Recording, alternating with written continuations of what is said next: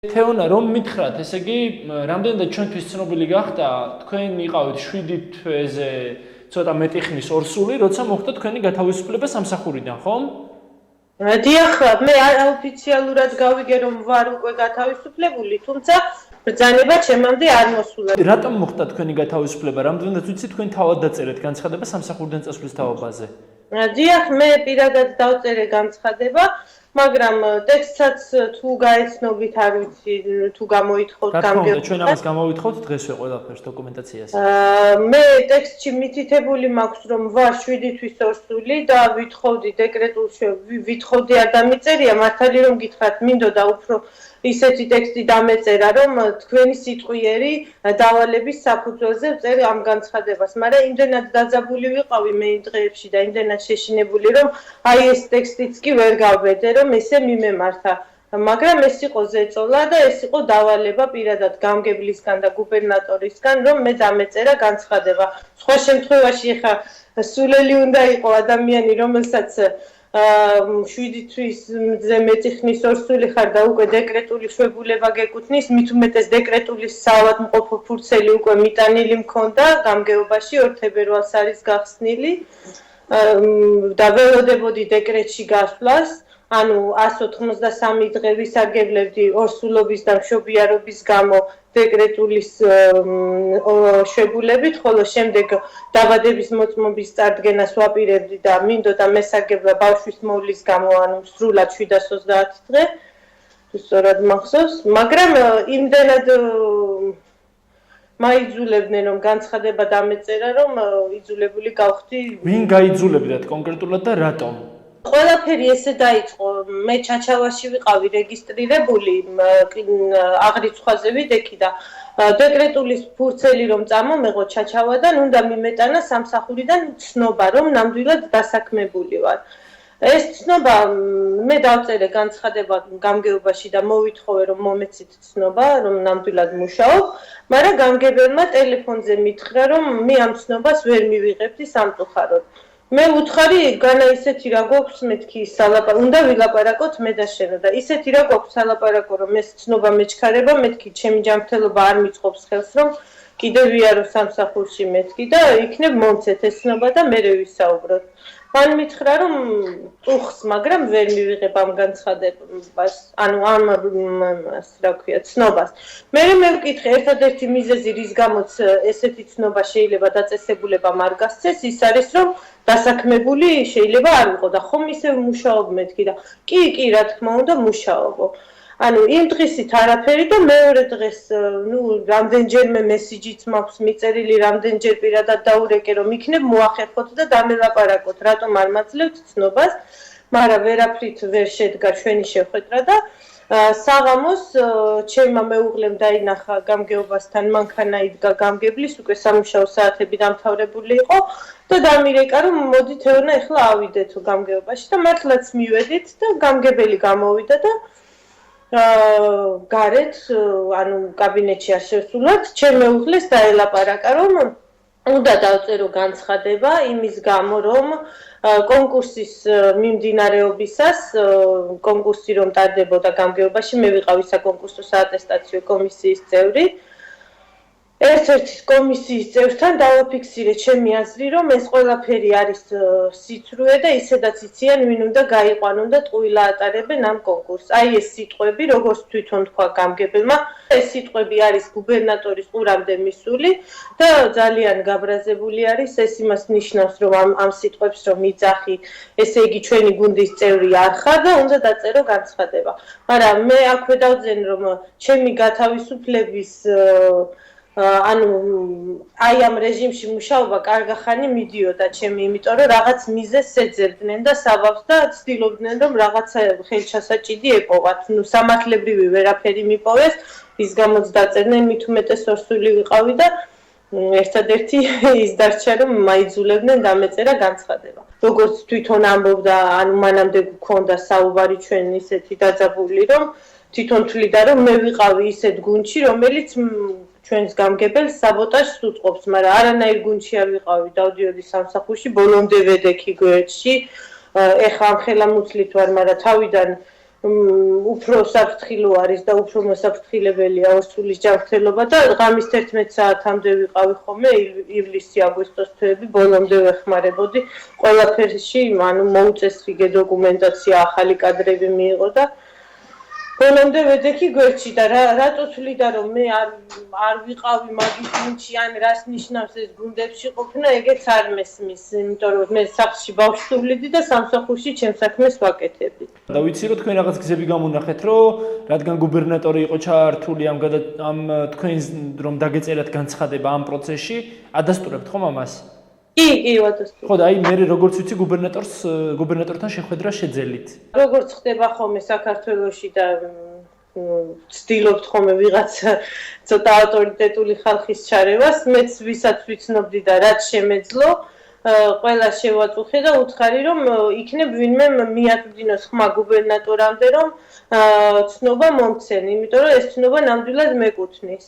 და თან მანამდე ისიც იყო რომ აუდიტის დასკვნა დამიწერეს და უბრალოდ დასკვნის პროექტი, რომელზეც მიახსნა განმარტებითი ბარათი დავწერე და სრულიად უარყავი ბრალდებები და მაშინაც შედგა ჩემ მეუღლეს და გუბერნატორს შორის საუბარი და მაშინვე მივხვდი რომ გუბერნატორის საკმაოდ არასწორად იყო ინფორმირებული და არასწორი ენები იყო მიტანილი და ეხლა ვთვლიდი რომ ისევ ამ ენების საფუძველზე შეიძლება ირაკლი არის მეთქი რაღაც ზეგავლენის ქვეშ მოქცეული და იქნებ ვინმე დამეხმაროს და ეს ცნობა რამენაირად ავიღო რომ მე დეკრეტულში გავიდე და მე ვისაც როგორ უნდა და ისე იმუშავებდა. მე ვისაც დავარეკინე გუბერნატორთან მას უთხრა გუბერნატორმა რომ ის ჩემ მეუღლეს ძალიან კარგად იცნობდა და ამაზე თვითონ პრინციპის ამბავი იყო რომ ჩემ მეუღლესთან ელაპარაკა პირადად და ესე ვიღაცებს არ უნდა დაერეკათ მასთან. როგორც ეს გავიგეთ, ჩემი მეუღლე დაუკავშირდა და უთხრა რომ შენ პირადად ქონია ჩემთან სასაუბროო და მე ჩამოვალო და კარგიო დღესვე ჩამოდიო. სადღაც ეგ არის ალბათ იანვრის 21 რიცხვები არ მახსოვს ზუსტად. ჩავიდა ჩემი მეუღლე გუბერნატორთან და კაბინეტში დახვდნენ გუბერნატორი და გამგებელი. ნაწყენი იყო გუბერნატორი რომ მე ეს სიტყვები ვთქვი და მე ვიღაცებს დავარეკინე მასთან და იყო ირაკლის პრინციპის ამბავი რომ მე აუცილებლად დამეწერა განცხადება. ირაკლიმ თქვა რომ მომცემდნენ დეკრეტულის თანხას, ოღონდ თან უნდა მომეყოლებინა პირადი განცხადება გაცავისუფლების თაობაზე. იმიტომ რომ იყო ეს ირაკლის პრინციპი. და ვინ ეკითხება გუბერნატორს თვითმმართველობაში, ვის გაათავისუფლებენ და ვის დანიშნავენ? წესით არავინ, მაგრამ მასე არ ხდება, თქვენს კარგად იცით. მე რომ გამოვიდა ჩემი მეუღლე და მითხრა რომ მოგვარებულია ხვალო ცნობას მოგცემენო და დეკრეტულში გახვალო, მაგრამ თან უნდა გათავისუფლების ბრძანება დაწერო. მე მაშინვე ვუთხარი ჩემი მეუღლეს ამას არ დავწერ მეთქი, ეს სისულელი არის და არც მართლა სამადლოთ იმპულსი არ იყო ლაპარაკი, მე ჩემი უფლებების დაცვა მინდოდა და რაც კანონით მეკუთვნოდა ეს ამ დეკრეტულის გამოყენება. რა თქმა უნდა არ დავწერე ეს განცხადება. გავიდა კიდევ რამდენიმე დღე, შეიძლება ერთი კვირაც, მე უკვე დეკრეტულის ფურცელი წამოვიღე, ცნობა მომცეს მეორე დღესვე, ეს უნდა ვთქვა, მეორე დილითვე უკვე ცნობა ხელში მეჭირა. ჩავიტანე ჩაჩავაში, იქაც რაღაც გარკვეული პროცედურები დასჭირდა, ალბათ ერთი კვირა და ერთი კვირის თავზე წარმოვადგინე დეკრეტულის ფურცელი, სადაც 2 თებერვლიდან 4 აგვისტომდე იყო გახსნილი. რაც იმაშინს ნიშნავს სამართლებრივად, რომ 2 თებერვლიდან მე სამსახურებრივი ურთიერთობები შემიჩერდა. მესიჯი მივწერე გამგებელს, რომ არ იყო სამსახურში, თელავში იყო და მესიჯი მივწერე. ბატონო გიორგი, დღეს გიტვირთავთ განცხადებას დეკრეტულის შესახებ და ვითხოვ შრომის კოდექსის 27 მუხლით გათვალისწინებულ შვებულებას, ანუ ორსულობის და მშობიარობის გამო და დაბადების მოწმობის წარმოდგენის შემდეგ გავაგრძელებ მეთქი ბავშვის მოვლის გამო. ეს მესიჯი რომ გავაგზავნე, მე დავაპირე ოთახში შესვლა და აღმოჩნდა რომ შევედი ოთახში და ჩემი ლეპტოპი მოპარული დამხვდა. წინა დღისით მე თვითონ დავკეტე, გამგებლის მოადგილემ დაინახა კალიდორში რომ ნამდვილად დავკეტე ეს ოთახი. წამოვედი სახში და მეორე დღისით სადღაც შუა დღისით მივედი, იმიტომ რომ უკვე დეკრეტული გახსნილი იყო და დილიდანვე აღარ მივსულა, აღარ ვითვლებოდი მოქმედ მუშაკად. და რომ შევედი და ლეპტოპი არ დამხვდა, მაშინვე გავაგებინე ხელმძღვანელობას, თანამშრომლებს, მოხსენებითი დავწერე და მაშინვე ჩავედი პოლიციაში და ჩვენება მივეცი. ცოტა ხნის შემდეგ, ანუ პოლიციიდან რომ ამოვედი, გუბერნატორი ურეკავს ჩემს მეუღლეს და ეუბნება, რაღაცა გავიგე პირობა არ სრულდება, ჩვენ რაზეც ვისაუბრეთ და რა ხდება? ხო და ანუ როგორც ჩანს ის მესიჯი გამგებელს რომ მიუვიდა, გამგებელმა მას გააცნო.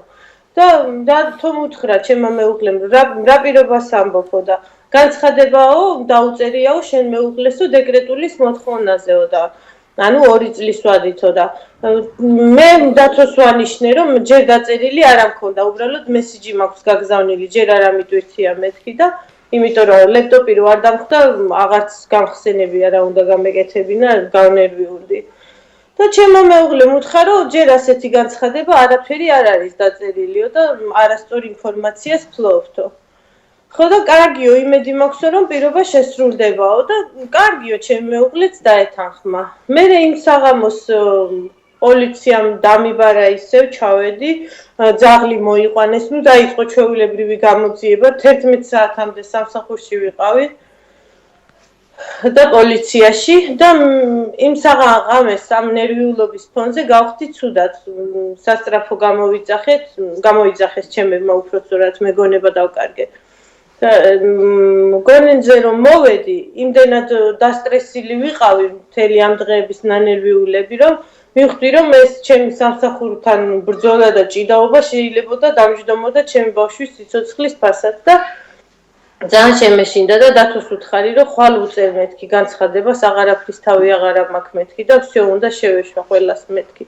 მერე ჩემმა მეუღლემ უთხრა მესიჯი მისწერა გამგებელსაც და გუბერნატორსაც რომ ხვალო მიიღებთო თქვენ ნანადრ განცხადებასო, მაგრამ თქვენ კაცობაზე იყოსო, ვისაჯობეთო სულ ქალსო.